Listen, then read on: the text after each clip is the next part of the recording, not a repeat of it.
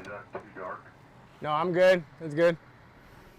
I always knew I wanted to turn a wrench. Growing up, I just like to tinker with things, take things apart, put them back together. So this is my box. The Craftsman set I had since I was a kid growing up, working on bikes and skateboards. Took a couple years to design it. It's got layers. My top layer is things I use every single night. The deeper we go, it just gets bigger. Up here is more specialty stuff, electrical things, and that's the system. Efficiency is key. We work in a time-sensitive industry.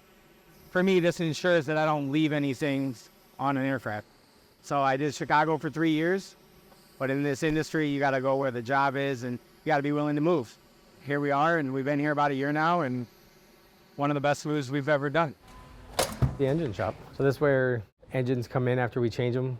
The motor gets changed, and then we do a teardown. We disassemble the engines to a certain extent, get shipped out to the vendor for overhaul, and they do their thing, and then they send it back, and then we build it back up, get it ready for whoever needs it.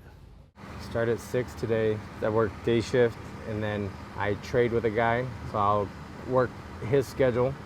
I got called for overtime for tonight, for night shift, and then I'll be done at 6 o'clock tomorrow morning.